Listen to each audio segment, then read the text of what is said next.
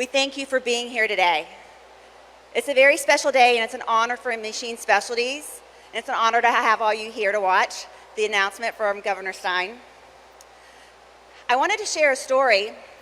Last February, shortly after the governor took office, I was at the North Carolina Apprenticeship Council. It's a place I go to once a year, every year since our company has been doing apprenticeships, 11 years now. It was the first time that I ever saw the governor on our agenda. I was really excited. I didn't know Governor Stein, had never had the opportunity to meet him. And what I was even more impressed with is he wasn't just coming in to say, "Hi, I'm the governor." He came in with passion, and he came in to outline his agenda on apprenticeships and workforce. And it really made me excited that this early on in his term, that this was a primary focus. A few months later, I got a call, and I got asked to be on a special council that the governor was forming around workforce and apprenticeship. I was so excited because not only was what he said he wanted to do, he was putting it into action by putting a council together of people all across the state. When I got to the first meeting, I ran into one of my work colleagues, and I call a friend, Wendy Walker-Fox. She's in the audience today. And she was as giddy as I was about the potential outcomes for what this council and what the governor had planned to do around apprenticeships and workforce. She said to me, "My husband has a very special friend that he knows from the military, and his wife is married to a childhood friend of Governor Stein." And I asked her, and she said, "Wendy, he's the real deal. He really wants to make a difference in North Carolina, and he really wants to work on apprenticeships and workforce." And that was enough for me. So I was so excited when they got the call and they asked to do this announcement in Machine Specialties today. What I was also excited about is they said, "We would like to have one of your apprentices be part of the program." And I'm like, well, that's amazing. I have over 130 current and former youth apprentices from Guilford Apprenticeship Partners, from Rocketop, and from Apprenticeship Alamance to choose from. And they are all stellar. But recently we had our Christmas party, and every year we pick the Apprentice of the Year. And the Apprentice of the Year was Dylan Cook. So we chose him to introduce the governor. What I'd like to say too is in this room, the audience here are pretty special. So I know we have some elected officials. If you're here and you want to raise your hand, thank you for being here. I know we have people from the school systems and the community college systems. If you're here and you want to raise your hand. And I know we have employer partners, people who are also just like Machine Specialties and doing this work in apprenticeships. If you want to raise your hand. Thank you. It takes all of us. And I would say to those of you here that are in the audience, when you have an opportunity to speak to a young person about apprenticeship, take it. Do it as much as you can. The way I met Dylan is the closest high school to Machine Specialties is Northeast. And we realized that we weren't getting a lot of apprentices into the programs, and especially not from Northeast. So our company went and asked that high school if we could be an employer partner to them. How can we help you? How can we break down the barriers? What can we do? And the principal of the school said, "Well, can you just come and give some of our students some interviews? They need to learn those soft skills, and they're going out to the workforce, and they're going to be interviewing, and would you be willing to donate your time?" So Machine Specialties, thank goodness, they are always willing to let us do those types of opportunities. So I went one day, and I got a chance to meet Dylan Clark, and I got to share with him about the apprenticeship program. Today, he is a third-year apprentice. He will tell his own story, but he's a current apprentice, but he's already running a department for us. So it's great that everyone is here. It's great that the governor is going to make an announcement, but I'm very special and tender-hearted that one of my very own is going to get to announce the governor. So thank you for being here today.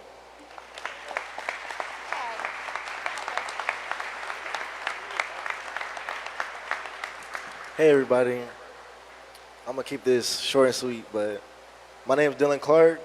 I'm a graduate of the first class of the Computer and Information Sciences program at Northeast Guilford High School. I graduated class of 2023. I was home, be able to purchase 2 cars, and also help my family out with expenses. Um, so apprenticeship to me is not just a way to get into the workforce faster. It's a way to gain those high-valued hard skills and soft skills from masters of their craft. As you can see back there, masters of their craft. So programs like this are paving the way for the future of America and the American workforce. So it's becoming very prominent here in North Carolina through our various community colleges and things like that. So here to talk a little bit more about that is Governor Stein.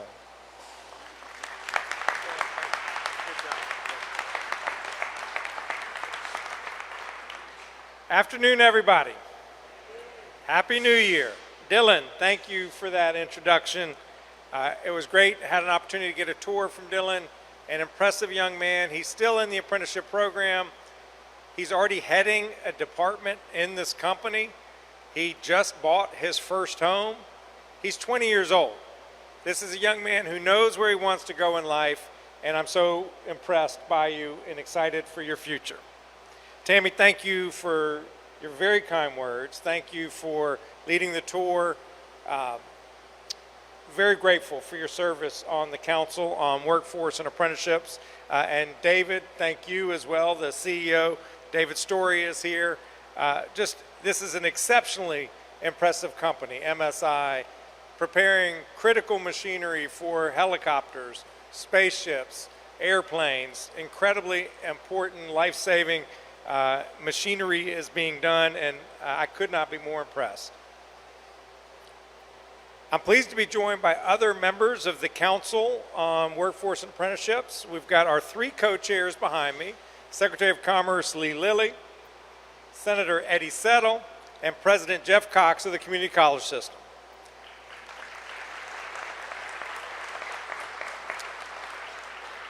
Any other members of the Council here? Raise your hand. Thank you. Thanks for being here. We have some exciting news today. North Carolina is the 2026 #1 state for workforce development in the nation.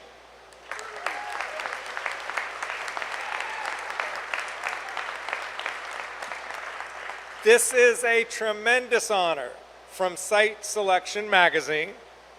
It reflects our state's commitment to putting the people of this state first.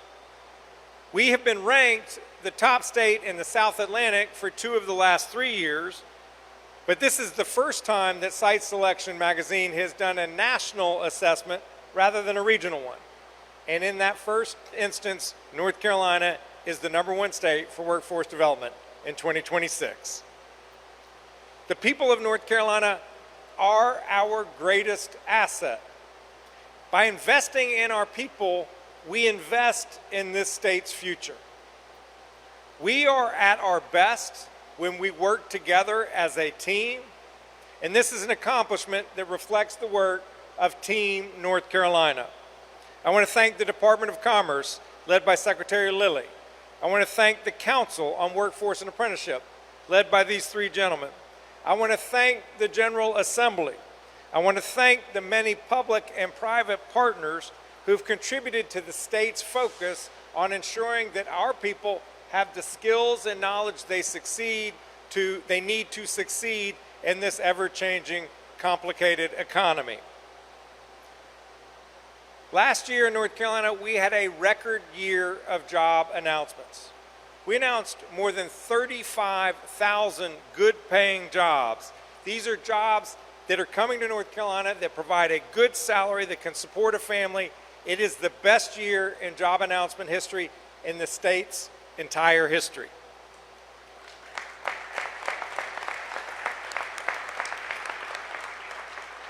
In 2025, North Carolina was named the top state for business in the United States, the 3rd time in the last 4 years.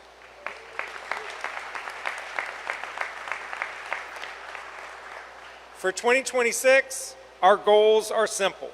We want to continue to grow the economy and make sure that it works for everyone in every corner of the state. Last year, I created the Council on Workforce and Apprenticeships to bring together a host of private and public sector leaders to identify what we can do to enrich the workforce of the state. The Council has done an incredible amount of work in less than this past year, and I want to thank for all the members who've contributed so much. They put out 2 reports so far. The most recent report includes 30 recommended strategies to better connect people with opportunity. The strategies include implementing a new workforce Pell Grant program to expand short-term training options, some as short as 8 weeks, for high-skill, high-wage jobs. Creating more apprenticeship opportunities, both in the private and public sector. Engaging with more employers in key sectors like advanced manufacturing, education, and healthcare. And launching a public awareness program so that people are aware of North Carolina's existing workforce development opportunities. We have tremendous resources in the state, and we want to make sure that workers and employers alike know about them. I was very excited, Tammy, when you talked about going to a high school and presenting. So many kids don't know what's even available to them when they're in high school. So it's incumbent upon employers like MSI, other employers, go out there, market your company, market the opportunities, and you will find talented young people like Dylan ready to answer the call. Our objective is to build on what is going well here in North Carolina. Let me tell you just a few things that we accomplished putting the people first last year. Through the work of Apprenticeship NC, employers, the North Carolina Business Committee on Education, and others, we registered more than 4,000 North Carolinians for apprenticeship programs. In partnership with the Department of Information Technology, we awarded nearly $250 million in broadband grants to help connect 70,000 households and businesses to jobs and services. Last year, we served approximately 84,000 job seekers and 23,000 employers through our network of NC Works career centers all across the state. Nearly 1 million North Carolinians used nccareers.org for their career planning needs. We supported career pathways for veterans by promoting U.S. Department of Labor's Hire Vets Medallion program. We applied for and were awarded a Pathway Home Grant that will increase workforce services for folks leaving incarceration. And I signed legislation into law, removing barriers that kept physicians, physician's assistants, nurses, pharmacists, and behavioral health professionals licensed in other states from being able to work here in North Carolina. We need a whole of government approach to workforce development and keep working with education and industry partners toward these shared goals. The promise of North Carolina is really simple, that if you work hard, where you come from in life should never limit how far you can go in life. And delivering on that promise, it's what drives me as governor, it's what drives everyone here, it's what drives so many of you. That's what we need to do to keep North Carolina the top state for workforce development. We cannot rest on our laurels. We've got a good thing going here in North Carolina, but other states want what we have. So we have to stay on our toes, stay aggressive. We have to keep creating opportunities in every corner of North Carolina. That's how we'll build a North Carolina that is safer, stronger, and more prosperous with real opportunity for every person. Thank you so much, and it's my pleasure to bring forward the Secretary of Commerce for North Carolina, Lee Lilly.